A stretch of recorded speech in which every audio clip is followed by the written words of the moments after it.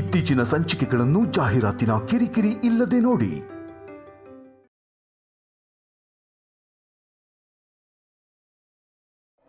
आपदां भर्तारं दातारं सर्वसम्पदां लोकाभिरामं श्रीरामं भूयो भूयो नमाम्यहं दीपं दर्शयामि.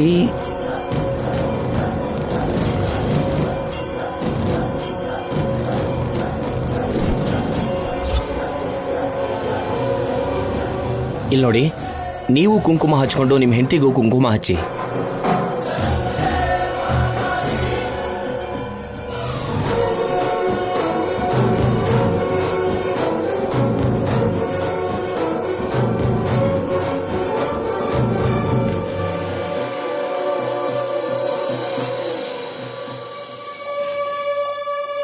ನಿಮ್ಮ ಹೆಂಡತಿಗೂ ಕುಂಕುಮ ಹಚ್ಚಿ.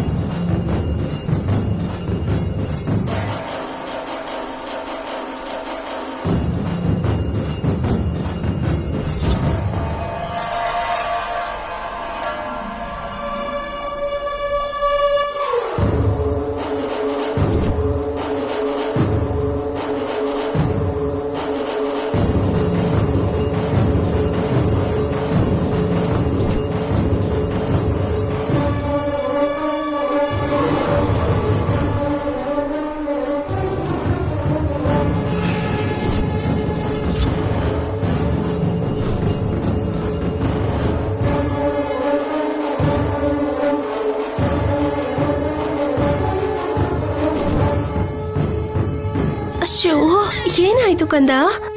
ಅಯ್ಯೋ, ಯಾಕೆ ಅಳ್ತಿದ್ಯಾ? ಕಲ್ಯಾಣಿ, ಹೋಗೋಣ ನಡಿ. ದೇವಸ್ಥಾನಕ್ಕೆ ಬಂದು ತಕ್ಷಣ ಹೋಗ್ಬಾರ್ದು ಆಫೀಸರ್. ಒಂದ್ 5 ನಿಮಿಷನಾದ್ರೂ ಕುತ್ಕೋಬೇಕು. ಬನ್ನಿ. ಅಲ್ಲ, ನಡೀರಿ. ಏನಾಯ್ತು ಕಂದ? ಯಾಕೆ ಅಳ್ತಿದ್ಯಾ?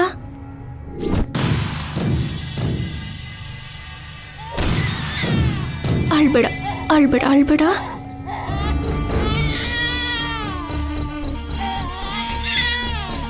ಓ, ಅಳ್ಬಾರ್ದು, ಅಳ್ಬಾರ್ದು. ಸುಮ್ಮನಿರು ಕಂದ. ಏನಾಯ್ತು? ಇಷ್ಟೊಂದು ಅಳ್ಬಾರ್ದು. ಓ ಓ, ಅಳ್ಬೇಡ ಕಂದ. ಏನಾಯ್ತಪ್ಪ? ಅಳ್ಬಾರ್ದು ಕಂದ, ಅಳ್ಬಾರ್ದು, ಅಳ್ಬಾರ್ದು. ಅಳ್ಬೇಡ ಕಂದ.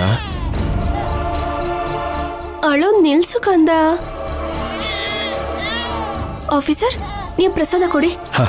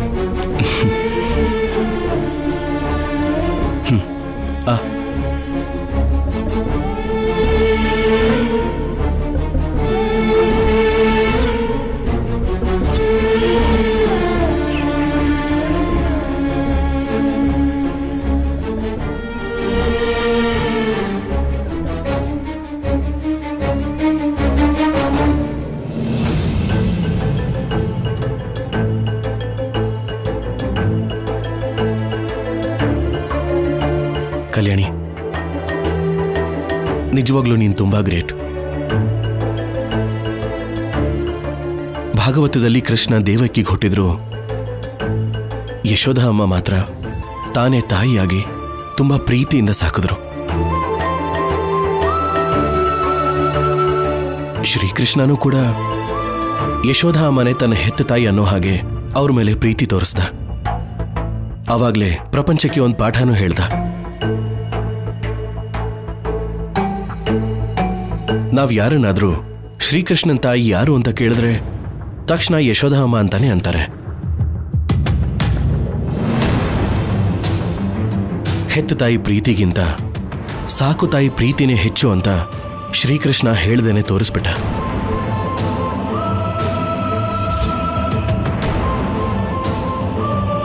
ನಾಳೆ ಬೆಳಗ್ಗೆ ಇವನು ಕೂಡ ತನ್ನ ಹೆತ್ತ ತಾಯಿ ಯಾರು ಅಂದ್ರೆ ನಿನ್ನ ಹೆಸರನ್ನೇ ಹೇಳ್ತಾನೆ.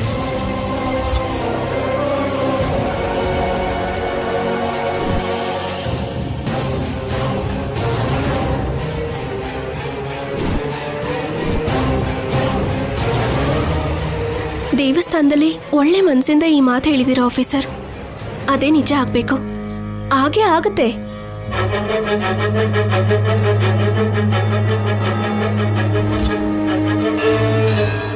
ಯಾವುದೇ ಕಾರಣ ಇಲ್ಲದೆ ದೇವರು ಯಾರನ್ನು ಯಾರ ಜೊತೆನೂ ಸೇರ್ಸಲ್ಲ ಅಂತಾರೆ. ಅದೇ ರೀತಿ ನಮ್ಮಿಬ್ರನ್ನು ಸೇರಿಸಿದಾನೆ ಅಂದ್ರೆ ಏನೋ ಕಾರಣ ಇದ್ದೇ ಇರುತ್ತೆ. ಕಂದ ಹೊಡ್ದಾಗ ನನ್ನೇ ನೋಡಿದ್ದು. ಕಂದನ್ನ ನಾನು ಅಮ್ಮನೇ ಎತ್ಕೊಂಡಿದ್ದು. ಆ ಕ್ಷಣದಿಂದ ನನಗೂ ಕಂದಂಗೂ ಏನೋ ಸಂಬಂಧ ಇದೆ ಅನ್ನಿಸ್ತಿತ್ತು. ಈ ತರ ಮಾಯಿದ್ ಮಾತಾಡೆ ಶೌರ್ಯನ್ ಮನ್ಸನ್ನ ಬದಲಾಯಿಸಿ ಮದುವೆ ಮಾಡ್ಕೊಂಡಿದ್ದಾಳೆ. ಆಫೀಸರ್, ನಾವು 3 ಜನ ಫಸ್ಟ್ ಟೈಮ್ ಇಲ್ಲಿಗೆ ಬಂದಿದೀವಲ್ವಾ? ನೆನ್ಪಿಗೊಂದು ಸೆಲ್ಫಿ ತಗೊಳ್ಳೋಣ.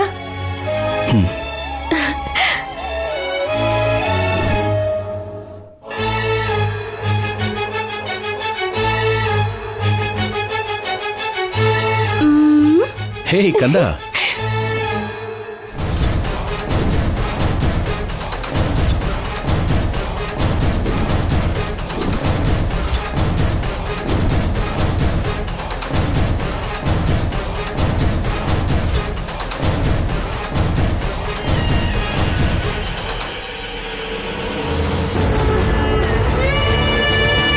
ಸಂಪದ. ಏನಾಯ್ತು ಆಫೀಸರ್? 1 ನಿಮಿಷ ಬರ್ತೀನಿರು.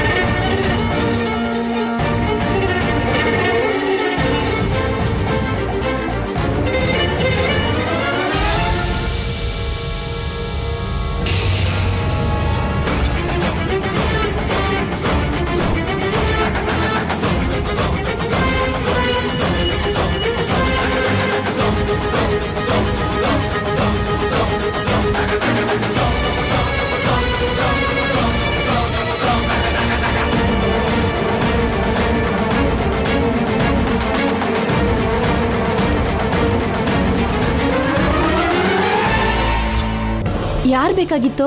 ಸಾರಿ ಅಮ್ಮ, ಸಾರಿ. ಗೊತ್ತಿರೋರು ಅನ್ಕೊಂಡೆ.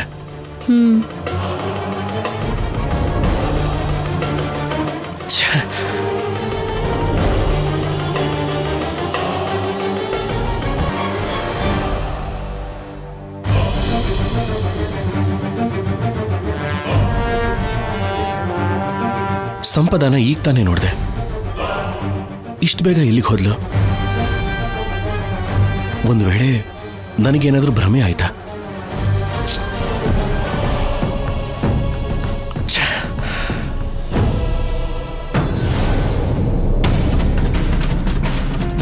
ಕಂದ, ನೀನ್ ಬಿಟ್ಟು ನನಗಿರೋದಕ್ಕಾಗ್ತಾ ಇಲ್ಲ. ಹೇಗಾದ್ರೂ ನಿನ್ನ ನನ್ನ ಜೊತೆ ಕರ್ಕೊಂಡು ಹೊರಟೋಗ್ತೀನಿ. ನನ್ನ ಜೊತೆ ಯಾರಿದ್ರು ಇಲ್ಲದೆ ಹೋದ್ರು ನನ್ನ ಜೊತೆ ನೀನಿದ್ರೆ ಸಾಕು.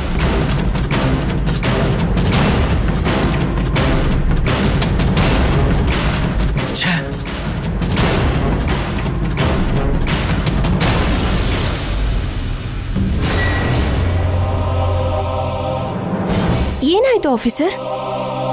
ಸಂಪದ ಬಂದಿದ್ದಾಳೆ ಅನಿಸ್ತಾ ಇದೆ.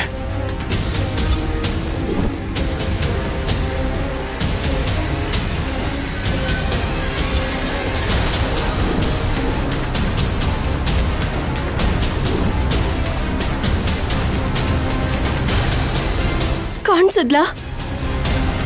ಇಲ್ಲ. ಸಂಪದ ನೆರಳಿನ ಹಾಗೆ ಹಿಂದೆ ಬಿದ್ದಿದ್ದಾಳೆ ಆಫೀಸರ್. ನಮ್ಮಿಂದ ಮಗುನ ದೂರ ಮಾಡ್ಬೇಕಂತ ನೋಡ್ತಿದ್ದಾಳೆ.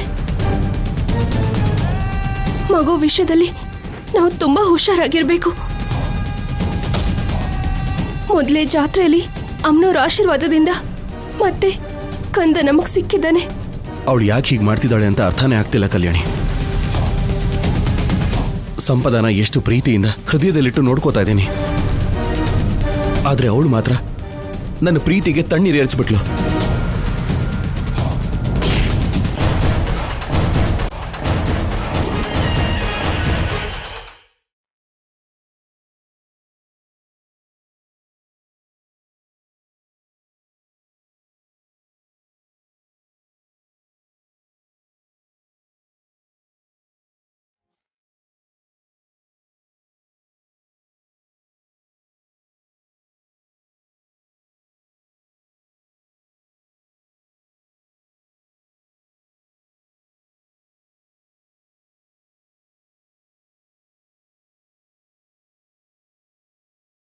ಅನುಪಮ, ಏನಮ್ಮ?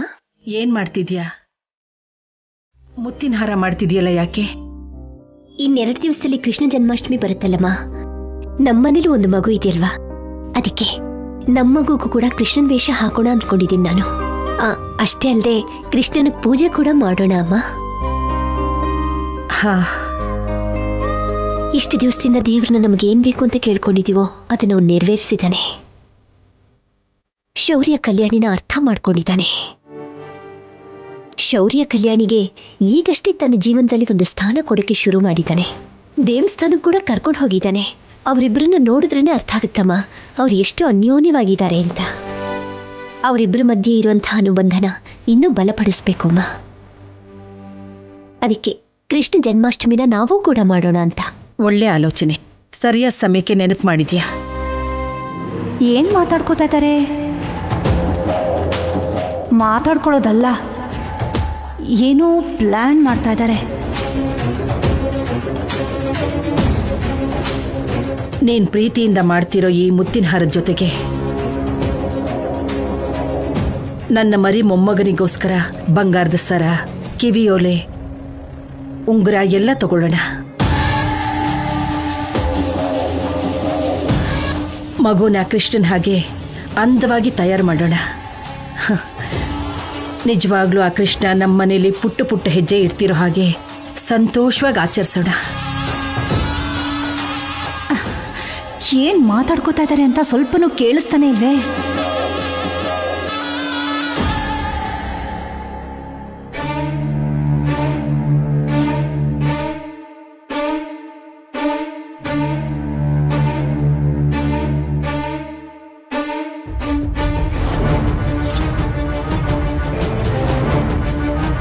ಗೋಡೆ ತರ ಅಡ್ಡ ಯಾಕೆ ನಿಂತಿದ್ದೀರಾ?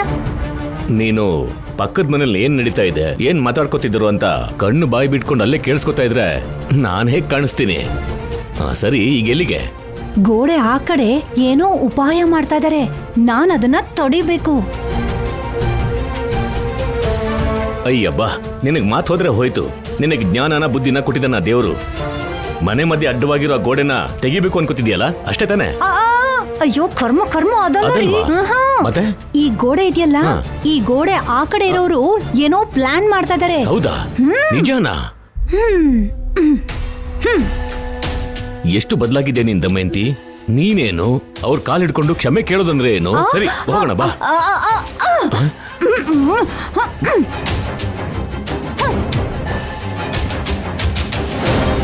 ಇಷ್ಟೇ ಉಳಿದು ಬಾಯ್ ಹೋದ್ರು ಹೊಟ್ಟೆ ಕಿಚ್ಚು ಕುತಂತ್ರ ಮಾತ್ರ ಹೋಗಿಲ್ಲ.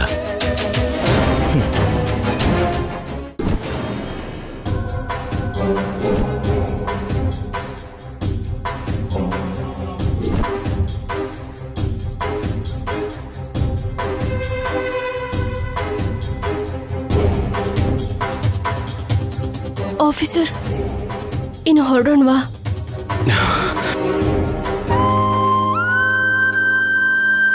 ಕಲ್ಯಾಣಿ, ಮರ್ತೋಗಿದ್ದೆ, ನಿನಗೊಂದು ಚಿಕ್ಕ ಸರ್ಪ್ರೈಸ್.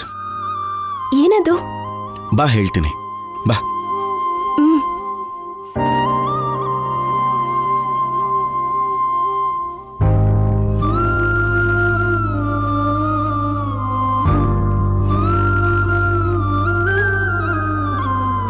ನೀನು ನಿಮ್ಮ ಅಮ್ಮನ ಜೊತೆ ಮಾತಾಡ್ತಿದ್ದಾಗ ಕೇಳಿಸ್ಕೊಂಡೆ. ಮಗು ಹೆಸರಲ್ಲಿ ಬಟ್ಟೆಗಳನ್ನ ದಾನ ಮಾಡಬೇಕು ಅಂತಿದ್ದೆ ಅಲ್ವಾ? ಅದಕ್ಕೆ ಈ ಏರ್ಪಾಟ್ ಮಾಡಿದ್ದೀನಿ. Thank you officer. ಮಗು ಹೆಸರಲ್ಲಿ ದಾನ ಮಾಡಿದ್ರೆ ಮಗುಗೆ ಒಳ್ಳೇದಂತ. ಅರ್ಥ ಆಯ್ತು. ನೀನು ನಿಮ್ಮ ಅನುಪಮ ಅಮ್ಮ ಯಾವತ್ತೂ ನಿಮ್ಮ ಬಗ್ಗೆ ಯೋಚನೆ ಮಾಡೋದೇ ಇಲ್ವಲ್ಲ. ಸರಿ, ನಿನ್ ಕೈಯಾರೇನೆ ಎಲ್ರಿಗೂ ಈ ಬಟ್ಟೆಗಳನ್ನು ಕೊಡು. ಮಗುನ್ ಕೊಡಿಲಿ.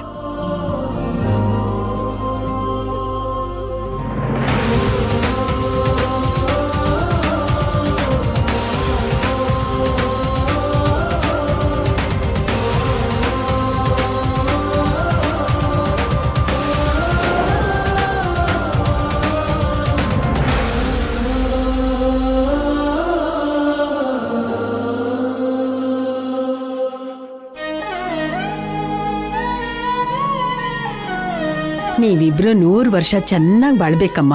ಇಬ್ರು ಸೀತಾರಾಮನ್ ತರ ಇದ್ದೀರಾ. ನನ್ ದೃಷ್ಟಿನೇ ತಾಗೋ ತರ ಇದೆ ನಿಮ್ಗೆ. ಮನೆಗೆ ಹೋಗಿ ದೃಷ್ಟಿ ತೆಗೆಸ್ಕೊಳ್ರಮ್ಮ. ಬರ್ತೀನಮ್ಮ.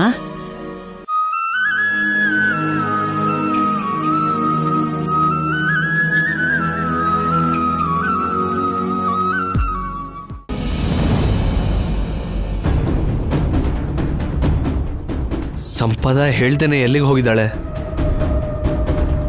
ಅಮ್ಮ ಅಂದ ಮಾತಿಗೆ ಬೇಜಾರು ಮಾಡ್ಕೊಂಡು ಎಲ್ಲಿಗಾದ್ರೂ ಹೊಟ್ಟೋದ್ಲಾ? ಇಲ್ಲ ಅಂದರೆ ಮತ್ತೆ ಮಗುನ್ ನೋಡೋದಕ್ಕೆ ಏನಾದರೂ ಹೋಗಿದ್ದಾಳ? ಈಗಾಗಲೇ ಶೌರ್ಯಾಗ ನಾವು ಇಲ್ಲೇ ಎಲ್ಲೋ ಇದ್ದೀವಿ ಅನ್ನೋ ಅನುಮಾನ ಇದೆ. ಸಂಪದ ಎಮೋಷನಿಂದ ಶೌರ್ಯಾಗ ಸಿಕ್ಕಾಕೊಂಡ್ರೆ ಶಿಟ್, ಕತೆ ಪೂರ್ತಿ ಉಲ್ಟಾ ಹೊಡೆಯುತ್ತೆ. ಭಾವ, ಏನ್ ಭಾವ ಏನೋ ಯೋಚನೆ ಮಾಡ್ತಿದ್ಯಾ ಟೆನ್ಷನಲ್ಲಿ? ಓಹೋ, ಹೊಸ ಕತೆ ಬಗ್ಗೆ ಯೋಚನೆ ಮಾಡ್ತಿದ್ಯಾ? ಅರ್ಥ ಆಯ್ತು. ತಗೋ ತಿನ್ನು, ಇದನ್ ತಿಂತ ಯೋಚನೆ ಮಾಡು. ಏನಿದು? ನಿನ್ಗೋಸ್ಕರ ತುಪ್ಪ ಹಾಕಿ ಪಾಯಸ ಮಾಡ್ಕೊಂಡ್ ಬಂದಿದ್ದೀನಿ. ಗೋಡಂಬಿ ಕೂಡ ಹಾಕಿದ್ದೀನಿ. ನಿನಗ್ ಗೊತ್ತಾ, ನಾನು ಇಲ್ಲಿವರೆಗೂ ಯಾವತ್ತೂ ಅಡ್ಗೆನೇ ಮಾಡಿರ್ಲಿಲ್ಲ. ನಿಮ್ಗೋಸ್ಕರನೇ ಯೂಟ್ಯೂಬಲ್ಲಿ ನೋಡಿ ಅಡ್ಗೆ ಮಾಡಿದ್ದೀನಿ. ಬೆರಳು ಕೂಡ ಸುಟ್ಟೋಯ್ತು ಗೊತ್ತಾ? ನಂಗೇನು ಬೇಡ. ಬೇಡ ಅಂದ್ರೆ ಬಿಟ್ಬಿಡ್ತೀನಾ? ನೀನ್ ತಿನ್ಲೇಬೇಕು.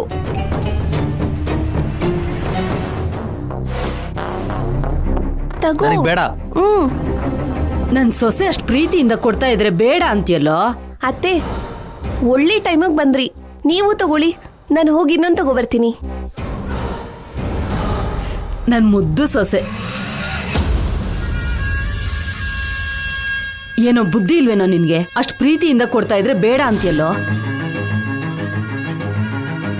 ಯಾವತ್ತಾದ್ರೂ ಸಂಪದ ನಿನ್ನ ಇಷ್ಟು ಪ್ರೀತಿಯಿಂದ ನೋಡ್ಕೊಂಡಿದ್ದಾಳ? ಕನಿಷ್ಠ ತಿಂದ್ಯಾ ಅಂತನಾದ್ರೂ ಕೇಳಿದಾಳ? ಇಲ್ಲ. ಅವಳಿಗೆ ಮಾತ್ಗೂ ಮಗು ಮಗು ಅಂತ ಶೌರ್ಯ ಹುಟ್ಟಿರೋ ಮಗು ಹಿಂದೆ ಹೋಗ್ತಾಳೆ ಹೊರತು ನಿನ್ ಮೇಲ್ ಪ್ರೀತಿ ಇಲ್ಲ. ಅಂತವಳಿಗೋಸ್ಕರ ನೀನ್ ಇಷ್ಟು ಕಷ್ಟಪಡ್ತಾ ಇದ್ಯಾ? ಒಂದಂತೂ ನೆನ್ಪಿಟ್ಕೊಳ್ಳೋ, ನಾವು ಪ್ರೀತಿಸೋರ್ಗಿಂತ ನಮ್ಮನ್ ಪ್ರೀತಿಸೋರ್ ಜೊತೆನೆ ಜೀವನ ಚೆನ್ನಾಗಿರುತ್ತೆ. ಏನು ಹೇಳಬೇಕು ಅನ್ಕೊಂಡಿದ್ಯಮ್ಮ? ಮಹಾಲಕ್ಷ್ಮಿ ನಿನ್ನ ಇಷ್ಟಪಡ್ತಿದ್ದಾಳೆ ಅನ್ಸುತ್ತೆ ಕಣ. ನೀನ್ ಸ್ವಲ್ಪ ಪ್ರೀತಿಯಿಂದ ಮಾತಾಡಿದ್ರೆ ಸಾಕು, ಬೆಣ್ಣೆ ಕರ್ಗೋ ಹಾಗೆ ಕರ್ಗೋ ಹೋಗ್ತಾಳೆ. ಈ ಆಸ್ತಿ ಎಲ್ಲ ನಿಂದೆ ಆಗುತ್ತೆ ಕಣೋ. ಮತ್ತೆ ಸಂಪದ? ಸಂಪದ ಸಂಪದ ಸಂಪದ. ಸರಿ, ನಿನ್ ಸಂಪದ ಎಲ್ಲಿ ಹೋಗಿದ್ದಾಳೆ ಕಾಣಿಸ್ತಾ ಇಲ್ವಲ್ಲ? ಎಲ್ಲಿ ಹೋಗಿದ್ದಾಳೋ ನಿನ್ಗೆ ಹೇಳಿದ್ಲಾ? ಖಂಡಿತ ಹೇಳಿರಲ್ಲ. ಯಾವಾಗ ನೋಡಿದ್ರು ಆ ಮನೆ ಸುತ್ತನೇ ಸುತ್ತುತ್ತಾ ಇರ್ತಾಳೆ. ಆ ಮನೆ ಸುತ್ತೋಳು ನಿನ್ ಜೊತೆ ಯಾಕೋ ಬಂದ್ಲು? ಅವಳು ನಿನ್ ಜೀವನದಲ್ಲಿ ಬಂದಾಗಿಂದ ಬಂಗಾರದಂತ ನಿನ್ ಜೀವನ ನಾಶ ಆಗೋಯ್ತು. ಏಯ್, ನನ್ ಮಾತ್ ಕೇಳು. ತಾಯಿಯಾಗಿ ನೀನ್ ಒಳ್ಳೇದನ್ನೇ ಅಲ್ವೇನೋ ಬಯಸೋದು?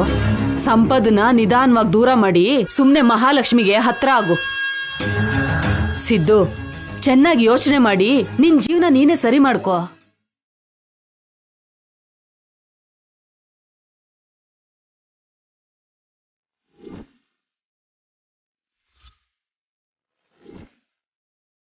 ಬರ್ತಿದ್ದಾಳ್ ನೋಡು,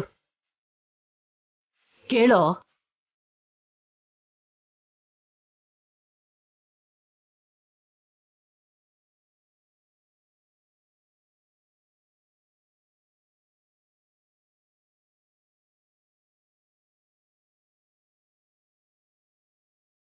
ಸ್ಯಾಮ್, ಎಲ್ಲಿಗೆ ಹೋಗಿದ್ದೆ?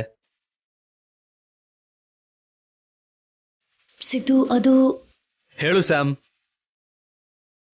ಇನ್ನೇನು ಹೇಳೋದು? ಅವಳು ಕಣ್ಣೀರ್ ನೋಡ್ತಾ ಇದ್ರೆ ಅರ್ಥ ಆಗಲ್ವಾ? ಮಾಜಿ ಗಂಡನ ನೋಡ್ಕೊಂಡು ನೆನಪುಗಳನ್ನ ಮೆಲ್ಕ್ ಹಾಕೋಕ್ ಹೋಗಿರ್ತಾಳೆ.